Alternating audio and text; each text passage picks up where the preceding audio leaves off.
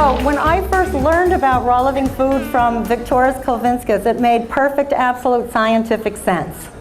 And then for a couple of years I bopped around with it, and you know, I didn't really get it until I went down to Puerto Rico, the Ann Wigmore Institute, and their boot camp, and did my detox, and found how really toxic I was living in this kind of an environment. So then I decided to make it my life's mission to make DVDs for all the raw food gurus and raw retreats. And I had to learn how to feed myself, so I studied with all kinds of different chefs, and I've been experimenting.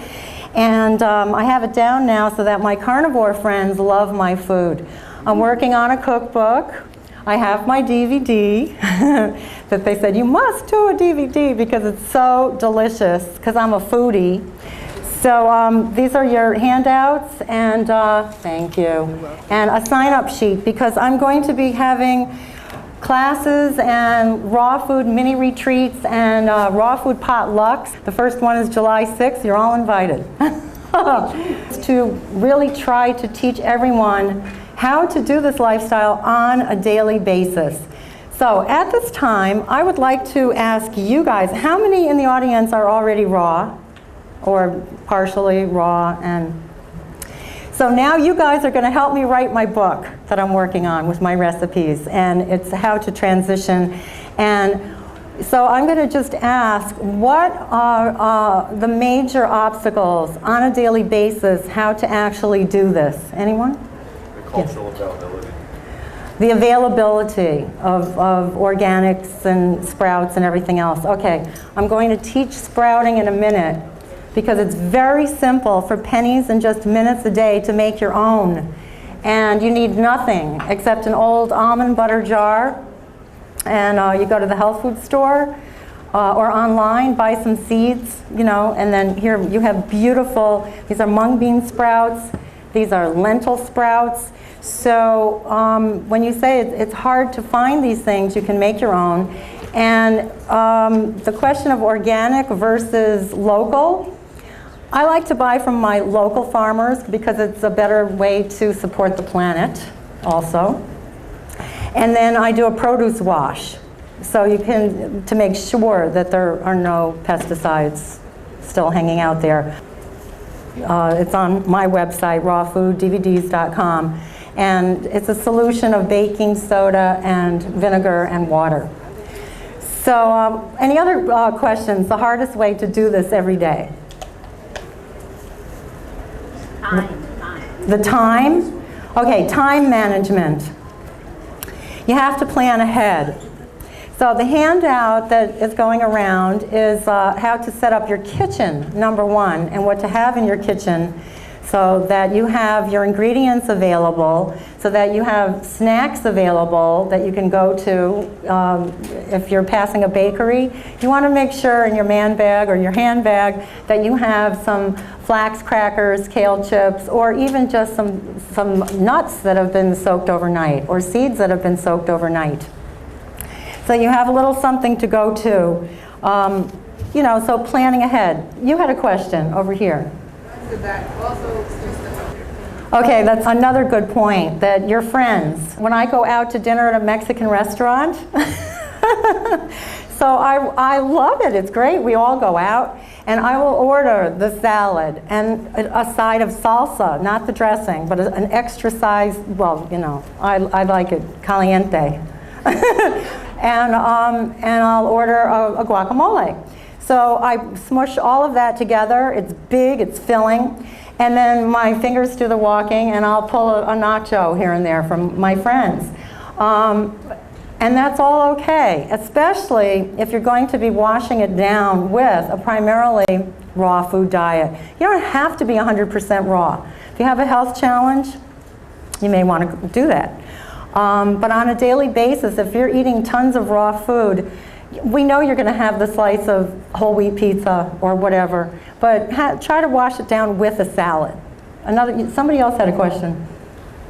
Actually, not the question, but taste buds. Taste buds. Okay, what we are missing is the olfactory stimulation from hot food wafting up.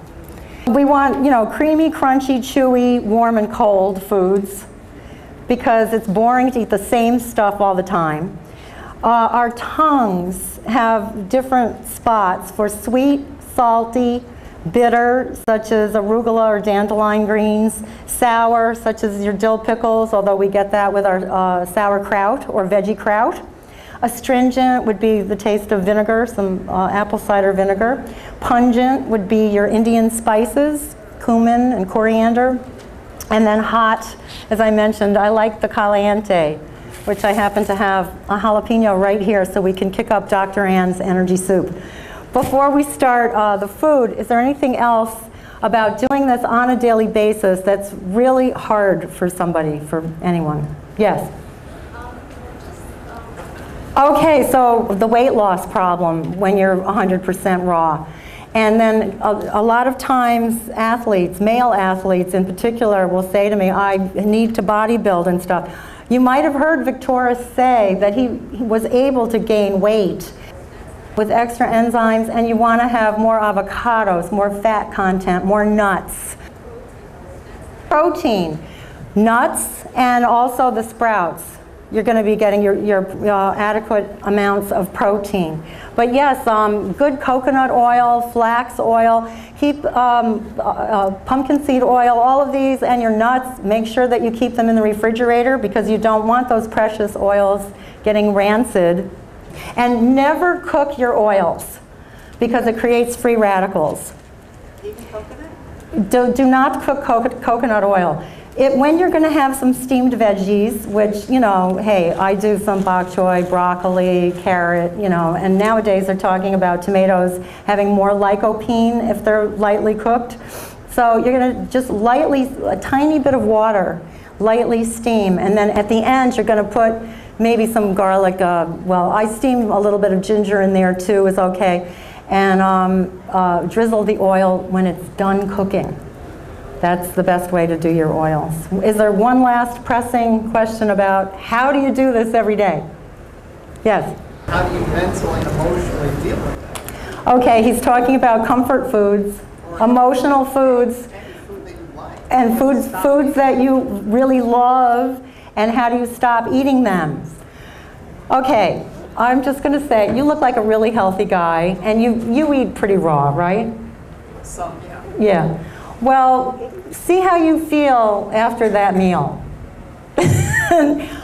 But on the other hand, if you want to have a little bit and wash it down with a salad, you know, I'm not into deprivation. And Thanksgiving, when I go to my family, and there's 12 of us around that table, I mean, I bring the sprouts and I make two huge salads. One for me, one for them, that I eat for breakfast the next day. Because nobody eats the salad at a Thanksgiving dinner. But on my plate, I will have a taste of every single thing, including my niece makes pumpkin pie, and I'm not really into sugar at all. I'm so low glycemic now. I've weaned myself off sugar, but I have a taste, and I tell her it's the best pumpkin pie I've ever had. And my brother's wolfing down 2 portions without even tasting it. Again, we need to learn to chew our food. You know how they always say, drink your food and chew your water, because digestion does start in the mouth.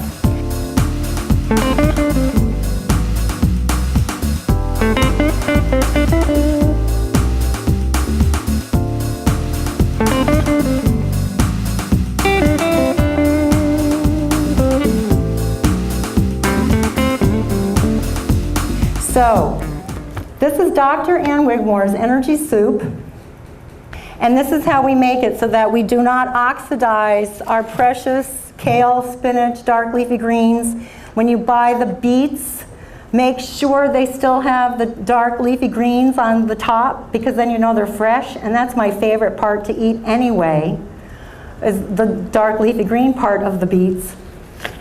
So we don't want to oxidize those. We only pulse those at the end for just a few seconds. So first we're going to make the base for the energy soup, which is going to be celery, carrots, really whatever you have on hand in the house. You could put zucchini, you could put cucumber. If you're not allergic to nightshades, I put tomatoes and red peppers in there. Is there anybody allergic to nightshades? Okay, so put extra carrot instead to sweeten it up.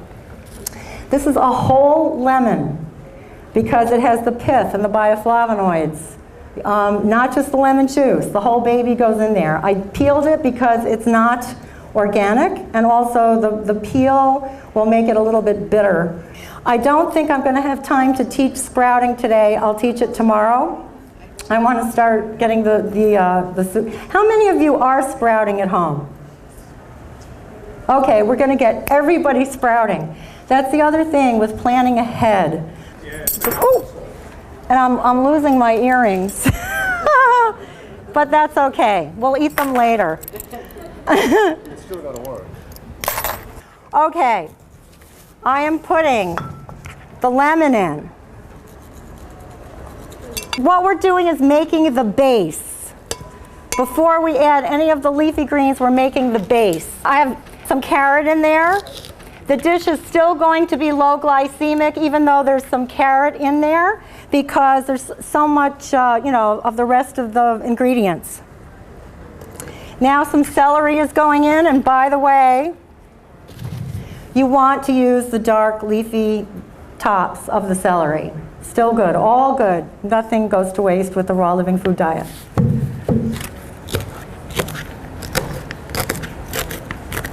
Okay. Also, I'm chopping the celery before I put it in because it tends to wrap around the blades and get very stringy in there and hard to clean up. So let's get some of that in there. I'm putting in a whole tomato. I'm putting in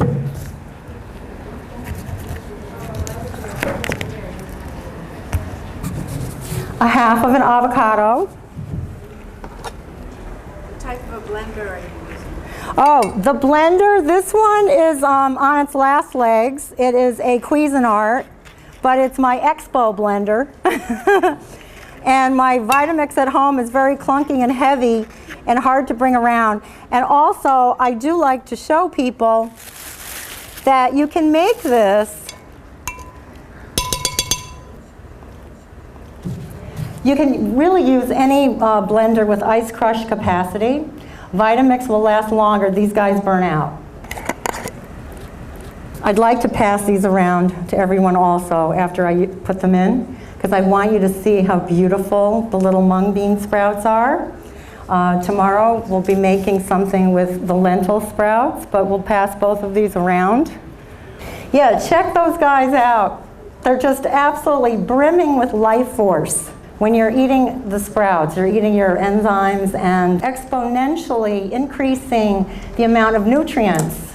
We're putting a couple of tablespoons of mung bean sprouts in. We're adding water. Good purified water.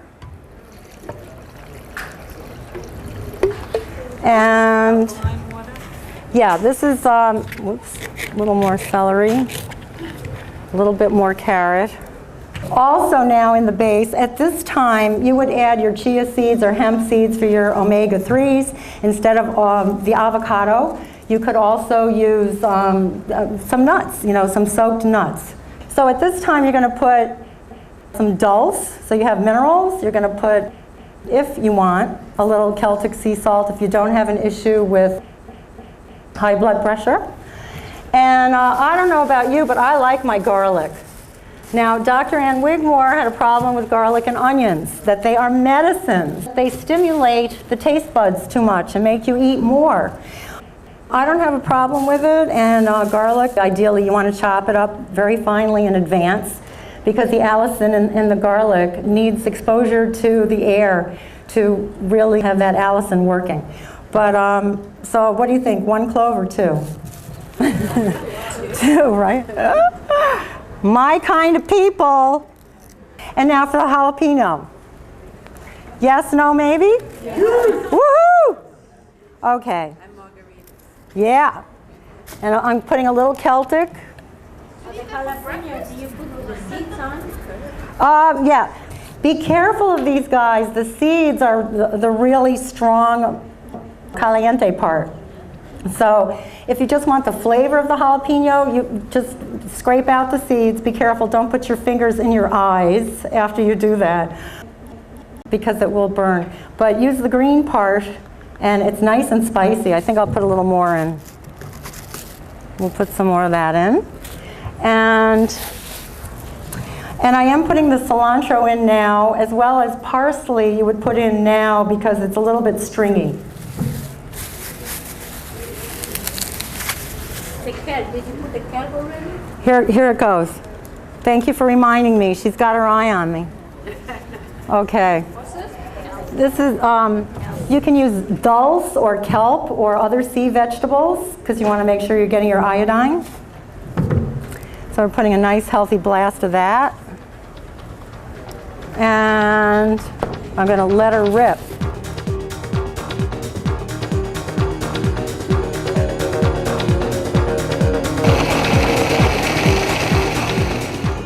Can you all see what I'm doing up here okay? You can see, right?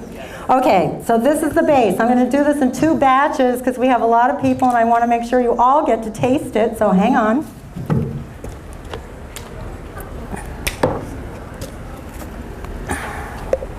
Oh boy. Woo! I did it.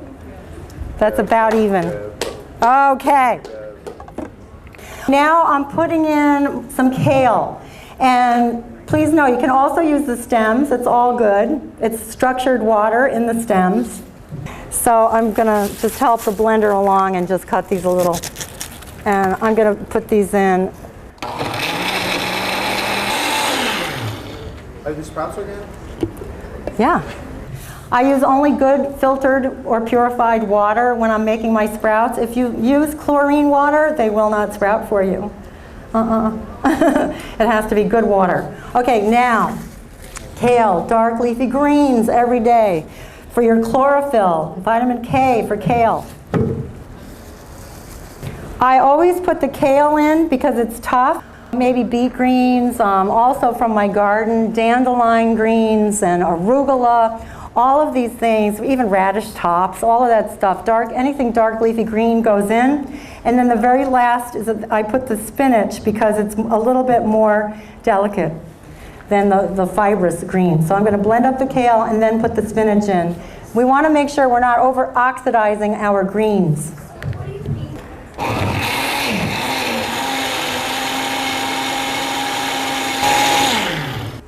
A lot of these ingredients are still juiced up even though it's going to be a little bit chewy. It's okay if it's a little bit chunky. It doesn't have to be like baby food.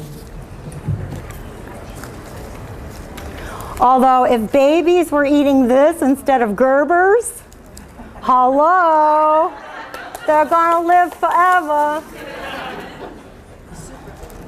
Super babies. You know they started putting aspartame in the baby food now? Oh, stop. You know, you can open that jar of mung bean sprouts and taste some if you like. Yeah, go ahead and have a taste. I mean, they're so crunchy and delicious just by themselves, little sprouts, you know. Okay, so now I'm going to blend up the spinach. Hang on. Which ones are these? Those are mung. Oh, mung. The Chinese have been sprouting mung beans for 4,000 years. When you're blending your mung beans, you're breaking them down even more. And the sprouting process makes all of the nutrients more bioavailable and more easily assimilated and digested. The protein becomes amino acids, the starches break down into simple sugars, and the fats become essential fatty acids for you. So you're really helping along your body's digestive process. And just look at all the fiber in here. So this is both a nourishing and a detoxifying agent, these soups. And down at Ann Wigmore Institute in Puerto Rico, you fast for 3.5 days on just this. And to me, this is where I go for my personal cleanses. It is better than a water fast or a juice fast. Some of the other retreats, well, spiritual fasting with Gabriel Cousins is really great. He's awesome too, Tree of Life in Arizona. But you know, you feel full on this energy soup. It fills you up. And yet it's still helping to be a scrub brush for your colon and your digestive tract. If you overblend your greens, you ever see rust?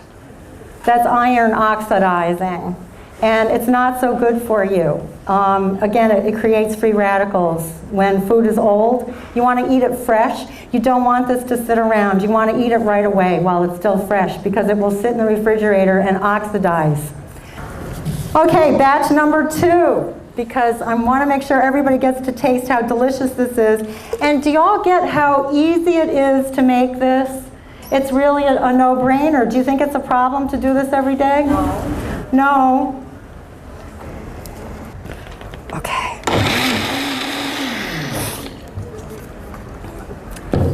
And now, of course, the spinach.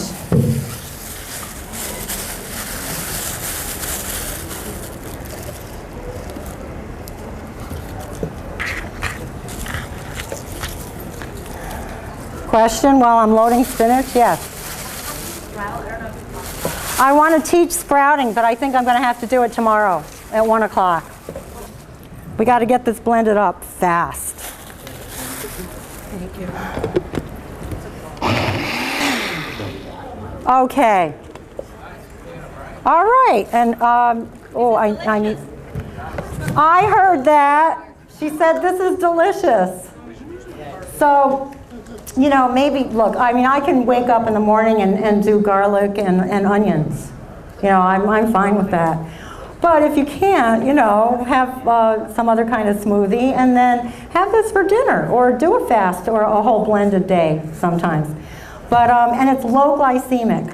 So I'm all about the dairy-free, the gluten-free, the trans-fat-free, and the low glycemic.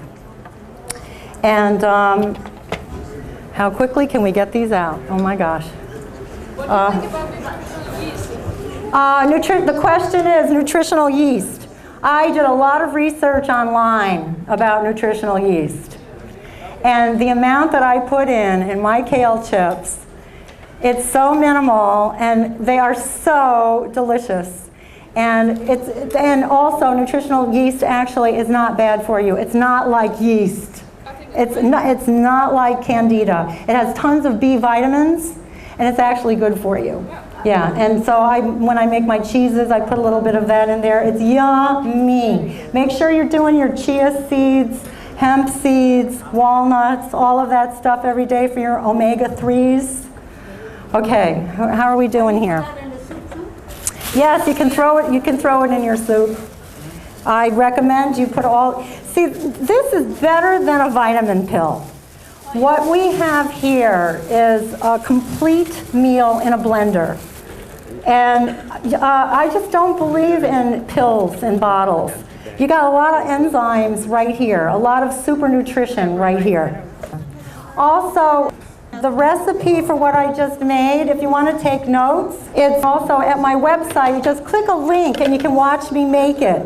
It's called 5-Minute Green Meal in a Blender with Debra Secunda on YouTube. And all the ingredients are listed there as well. So yeah, it's called 5-Minute Green Meal in a Blender. Celery, carrot, some cilantro, salt, some sprouts, cucumber, celery, whatever's in the house, and then lemon. And after you blend your base, you want to do dark leafy greens. So the last round of this is going around. I'd like to thank you for coming and visit rawfooddvds.com and stay in touch, and I would love for you to email me with any of your questions. And you can help me write my new book with that. So enjoy the rest of the expo, and I hope to see you here tomorrow at 1 o'clock for part 2, demo and tastings.